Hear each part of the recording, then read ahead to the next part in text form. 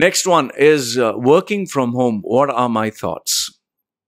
Okay, the question is, now since people have realized working from home instead of commuting to and fro home is a much better option, what do you think will happen next? What will be like when things reopen?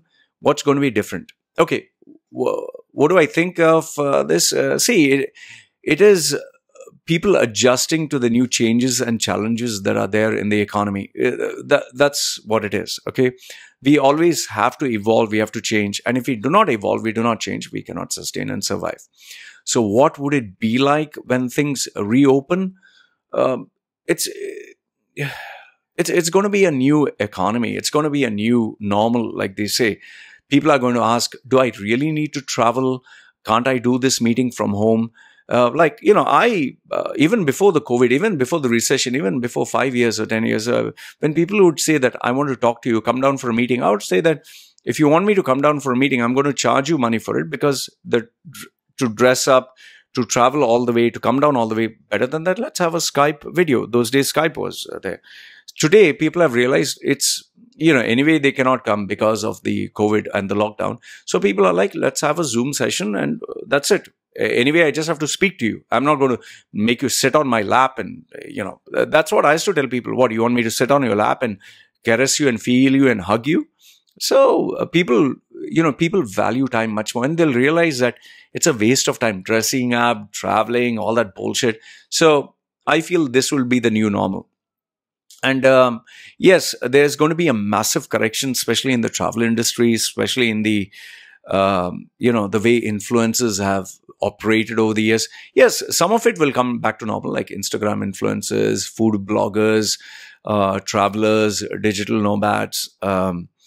But overall, it's not going to be like before. It never is. Whenever we change, we go into a new phase of things. So this is what I feel. Next question. This one was Paid Influences of UAE and Around the World by Sam Rakabar.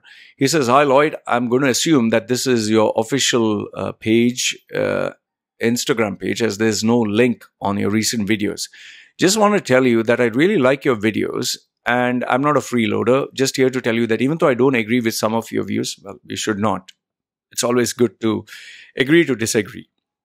But I can say I certainly appreciate that you're very thoughtful in bringing up critical topics of discussion. On the note, I see I missed an opportunity to put a request. No, you have not. I'm going to make a suggestion for what do you think would be interesting. Okay, I would be curious to see you talk about the influencers who show up in Gulf countries. I think he's talking about Nas. Nas, who came like, hi, how are you? And it's going to be, and the COVID, this and all fucking bullshit.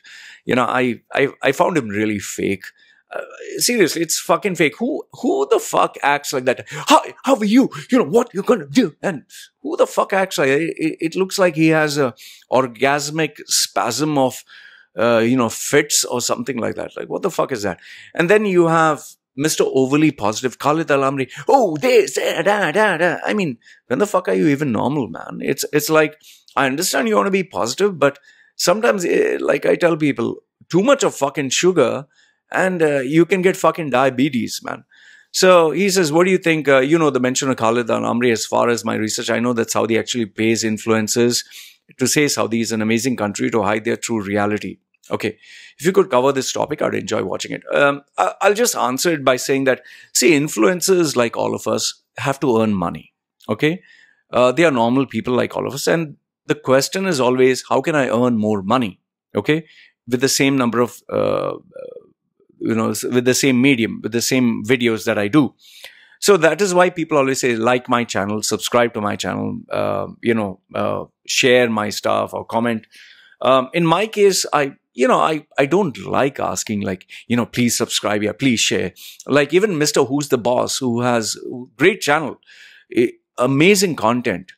But the thing that pisses me off is like, a like would be really nice. A subscribe would be really nice. Why the fuck are you begging, man? Why the fuck are you asking?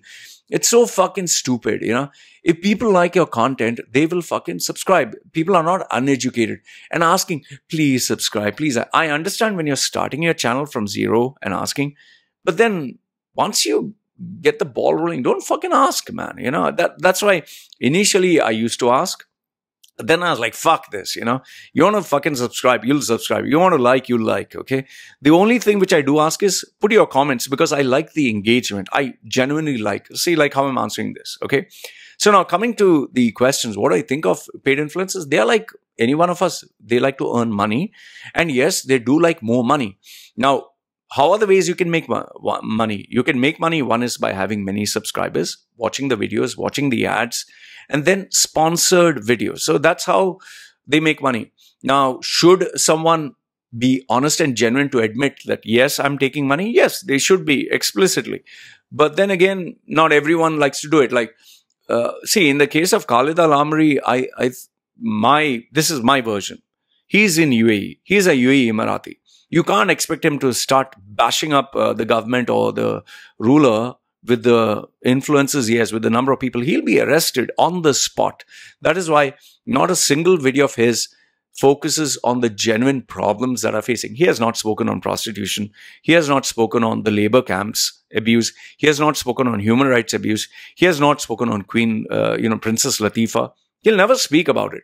It's not that he doesn't have the guts.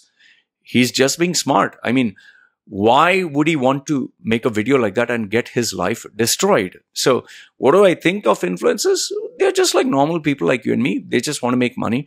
So whether it is like Kim Kardashian going, or any J-Lo going and singing happy birthday to, whether it's Underworld Dawn or to the Saudi monarchy, or people do it for money. It's very easy to judge and say, oh, you fucking sold this thing.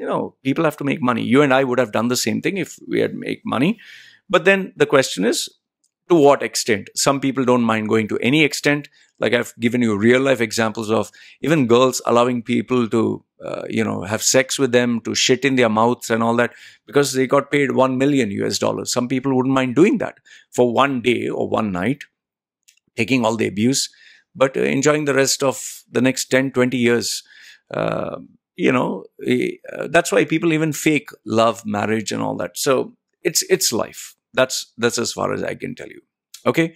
I would say use your discretion and decide which one is true, which one is false. Next one, job question by Vish Neo. He says, this is the only one that I would take on the channel because I said I'll ask questions. Okay. Hello, sir.